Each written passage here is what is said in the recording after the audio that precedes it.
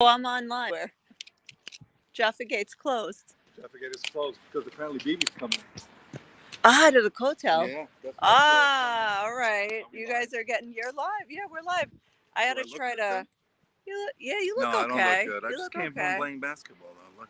Yes, so So I'm I showing don't off. know. I just came back from playing basketball, you know. Should we tell them a secret? Should we tell them that if you hear like scream, like not screaming, what would you Daniel's call it? singing. Daniel's got Daniel's headphones. singing from the balcony. You can hear it out here. Right. Yeah, it's kind of like. Yeah, and Daniel is he has his headphones on and he can't hear anything except himself.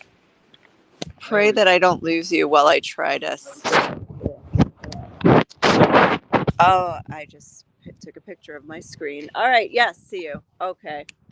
All right, so let's go take a walk. So I'm doing this outside. So now it's great Tony came back home because because I didn't want to leave the kids home alone with the siren.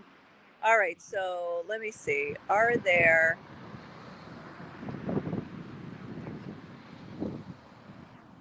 trying to figure things out here? Am I on the full screen? Who knows? It's all ridiculous. And the chat. Let's see. All right, so if you're chatting, I will hopefully see you, but it's all sketchy when I'm on my phone. I've got this like tiny little browser window. Okay, so we're gonna go up to let me not get hit by a car. We're gonna go up to the busy street to see what happens. That's a cute dog. All right, so it's about 7:50 here in Jerusalem, 7:50 p.m. and it is the eve of Memorial Day. So now, unlike in the U.S., and hey, I grew up there, and Memorial Day is all about long weekend, barbecues, picnic, beaches, whatever. But that's not actually the case here. It's like the total opposite. For one, there's the supermarket right across the street from our house. It's closing. See that? They're closing right now. So everything shuts down, and it's a really somber day. Now, everything shuts down for Shabbat, for sure, and for the Jewish holidays. I mean, this is the Jewish state, and during the Jewish holidays, things shuts down for the religious holidays. But this is a national holiday, so we're about to enter what they call the national days, national holidays, and this is the first one, Memorial Day, and this is not just celebrate, bad word. It's not just commemorated by um, by the religious. It's not a religious thing. It's not biblical necessarily. It's national. So everybody participates in this who especially has lost a loved one. I mean, it's the day for memorializing uh, anybody who's been killed in battle, for soldiers and for victims of terror. Now, see behind me, there's an ice cream place, and they're also closed. And then opposite, there's a 24/7 market. It's usually open on Shabbat, but it's also closed. So what happens is, the reason I'm out here doing this is because at 8 p.m., well, I hope I'm right. I mean, I think it's 8 p.m. I think it's what I heard. There is a siren that goes off throughout the entire country, and everybody stands still for, I think it's a minute, and then I think there's also another siren at 10 or 11 a.m. tomorrow, and it's another minute, and everybody will just stand in silence. And actually, people who are driving will stop their cars, get out, and stand next to their car. So I'm trying to catch that. But this is the first time, at least in my memory, actually might be the first time, that these days are being celebrated during an ongoing war. And so it's actually even more poignant for sure, but different Now, not just that there's a war going on, and that there are, even this week, there were 4 more Israeli soldiers killed who are, now part of this Memorial Day observation. But there were also hostages, both living and dead, in Gaza, and their families will, they're planning their own observations of this. I mean, for them, it's an ongoing memorial.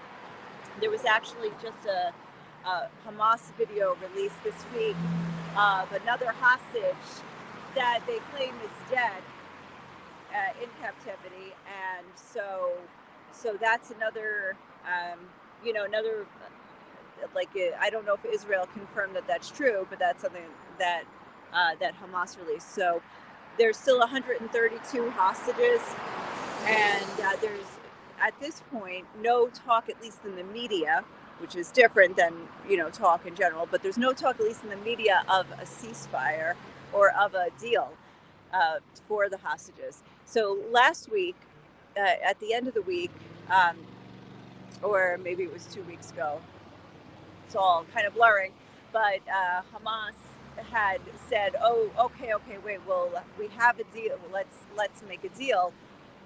There had been a deal that it was very close, and everybody was very close to a deal.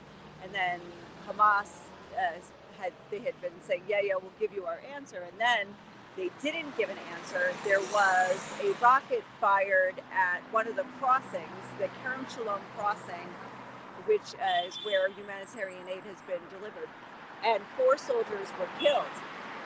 So after that happened, Israel was like, "Okay, we're going into Gaza, Rafah, which is the southernmost city," and that had been like the controversial turning point of the war, was whether or not Israel would go into Rafah, and Israel said, "Oh, we're going in." And then as soon as they said that, Hamas was like, "Oh no, wait, we got a deal," and they said, "Here's our offer." And at first, everybody was saying like, "Oh, why didn't Israel take the offer that right away?" But Hamas said they changed the wording a little bit to what Israel, the Israeli negotiating team, had suggested, where they had said that that they want in the first round. I think it was 30 to 33 hostages, and then they changed it to living or dead hostages, because Israel knows that there's at least, of the 130, I think there's at least 30 dead. Some estimates say 70 among that number. Uh, so so anyway, if they're so they said that they would give them, even if it's just bodies, instead of living hostages, in exchange for an immediate ceasefire. And Israel said, "No, we're not going to agree to that." So apparently there's still negotiations going on behind the scenes, but I'm not sure 100%. So um, let me just check the time if I can. No, I don't know. I'm going to be surprised. How's that?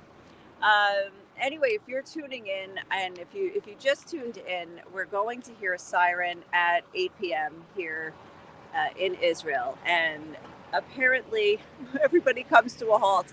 But we'll see what happens here on Hebron Road. I'll explain that as well. So Hebron Road here in southern Jerusalem is very busy and loud, as you can hear. It's about a block away. I'm a block away from where I live, right over there. And anyway, if you're watching right now, I would say if you could share this and like it, so that more people will tune in and you can actually hear it live.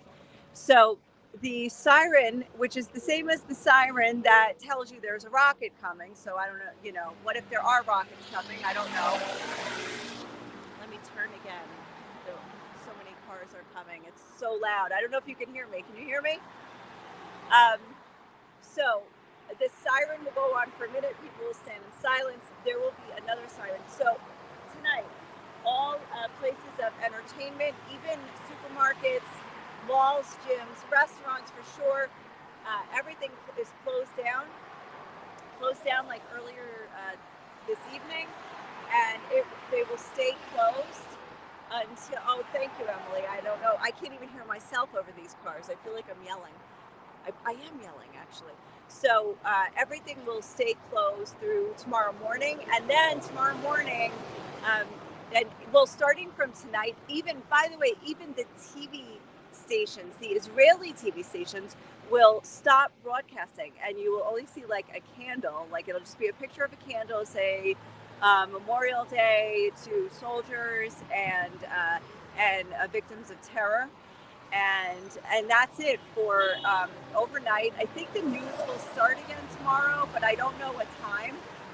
And all of the other channels that are even what do you call it? Like just any entertainment channel goes off. So the only thing that will be aired are live ceremonies of the Memorial Day ceremonies that are going on. Like there's one at the Western Wall, which is why we just realized, like, why if you were here at the beginning of this conversation, Tony and I were talking. He joked. He said he's going to go to the Old City. I'm like, Jaffa Gate is closed because of that. So it looks like somebody who lives there told Tony that Prime Minister Benjamin Netanyahu was going to be at the ceremony at the Western Wall.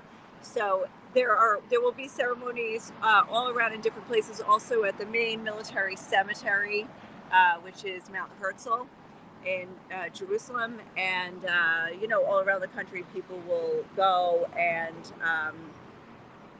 to the graveside of their family members, loved ones, whatever. And like I said, it's across the spectrum from religious to secular as well. Here we go.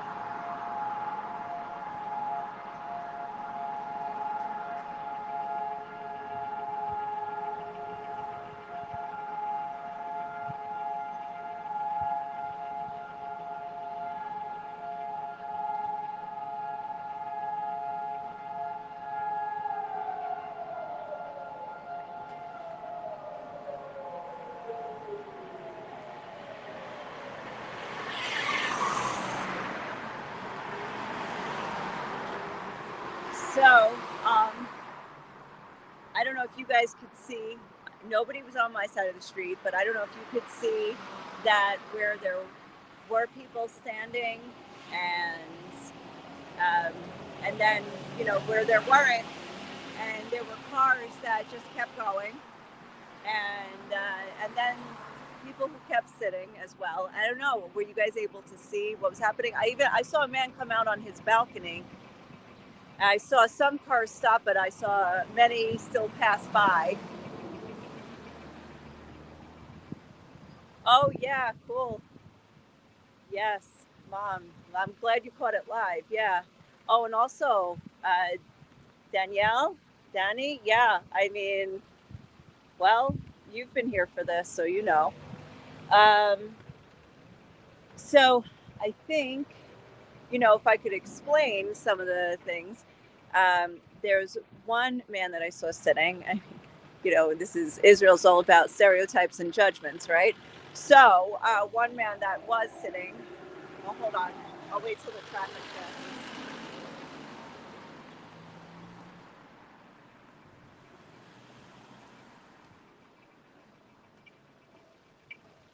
Now this one's going. Watch this. Got trucks, everything. Okay.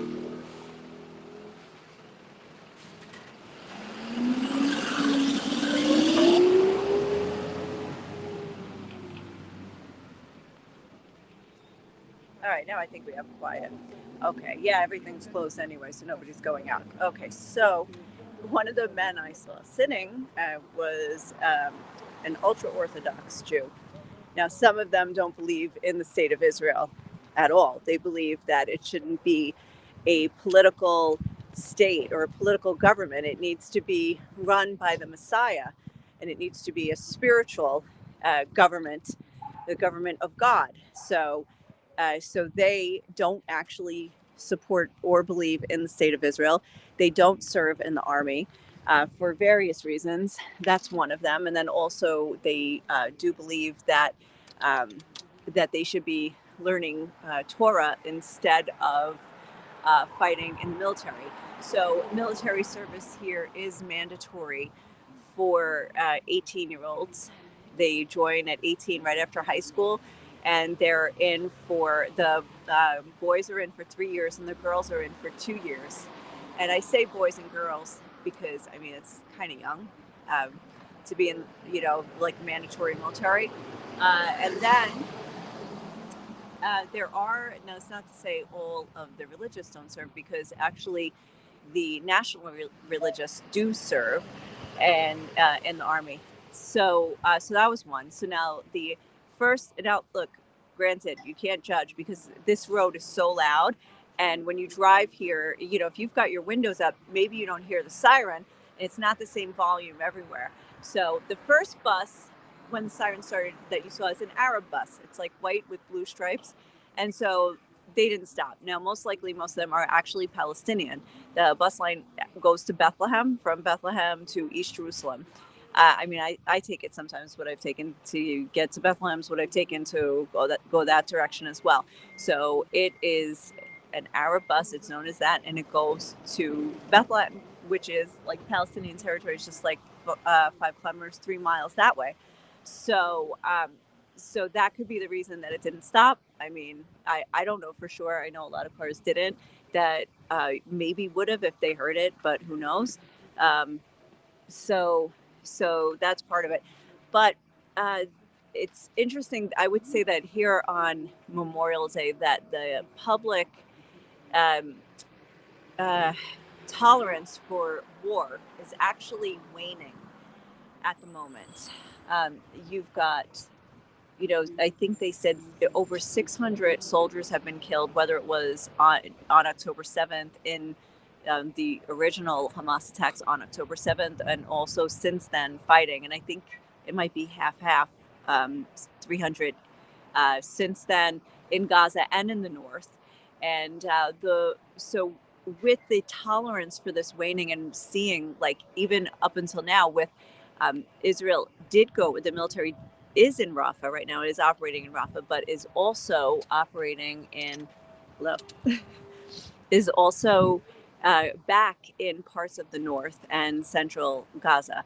And these are places that they had said initially that were under control, and that we got this, so now we're focusing on the south. And now, remember, when they were focusing on the north, they told the Gazans, they had dropped leaflets and informed them, like, everybody evacuate to the south because we're going after the north. Then after that, they went to, now they're in Rafah, and they're saying, okay, north, go back north. Oh wow, now there's rockets. So if in case you missed the siren, the other siren is real, not here. It's like further south. So oh, that's where Daniel's cardiologist is from. Now I recognize the names of these places. So now Israel's operating again, not just in the south but also in the north. And in fact, a good friend of ours was just called up and back in tonight. Like, I didn't even know they were in the country because they had traveled, and no sooner did they get back than he was sent back in. So anyway, so I think things are actually heating up. I think that what we see now happening in Rafah, like, it looks like, Israel just went in. Looks like they just drove in. I don't think. I think they drove to the safe places and they're preparing for something. I am sure Hamas isn't done. We can see by the number of rockets that are still being launched yesterday, or the last couple days, at Ashkelon and at Beersheba. two locations that are quite a distance. I mean, not as far as Jerusalem, but quite a distance. They're not just right around the Gaza envelope. So they still have weapons. Hamas is still armed, and they're still capable of putting up a fight. Now, at the same time, a lot of what you don't hear is in the north, and in the north, it's the same. There's constantly, every day, there's rockets being launched by Hezbollah, or you get these alerts saying that a drone has infiltrated into Israeli airspace. So there's a lot of back and forth between Israel and Hezbollah, also in the north, and the residents of the north are still evacuated. That's tens of thousands of people who are living in temporary places, whether hotels or whatever. And there are no-go zones up in the north. Like if you had wanted to travel, I mean, well, you can still come to Jerusalem. You can probably be safe in Tel Aviv too, but there's a lot of places in the north that you can't go. So I wonder how north. I wonder if it affects the sites where Jesus was in the Galilee. Probably not. I'm thinking it's further north than that. So, wow, he's got something wrong with his car. Does he know that? Anyway, okay. So I think. Well, I did want to say something else because, uh, so, and if you have any questions or whatever, throw them out there. And if it's live, I'll answer. And if it's not live, when I check Facebook, I will. Oh, great question, Carol Schiavi. Independence Day is 24 hours from now. So what Israel does is they juxtapose Memorial Day with Independence Day, so that this is very somber and really like sad, dark day for 24 hours, and then suddenly the whole national atmosphere shifts. I actually interviewed an Israeli American because I think it's an interesting perspective when you've celebrated Memorial Day and Independence Day in the U.S. to then do it like as an Israeli here. So I interviewed Jonathan Feldstein in a podcast, which I'm going to be publishing later this evening. So he explains like his take on it, and first of all, what he knows about it, what he's experienced, and how he's experiencing it this year, and also for him, he also is going to finish those 3 days with prayer. And he has a global prayer for Israel that he wants people to join. I'll put the link here as well. Um, but so I interviewed him. I would like to also interview other people about it because, for instance, for us, for our school, it's not straightforward. Now, every school here in Israel, all the Israeli school kids are going to be going to school with the white shirt tomorrow, and they're going to have a ceremony, Memorial Day ceremony, um, that's just very straightforward, for the most part for them. Now, not for our school. Now, our school is bilingual, but it's also multi-ethnic, multi-religious. So there are Jews, there are Israeli Jews, there are Israeli Arabs, there are Palestinians, there are Muslims, there are Christians.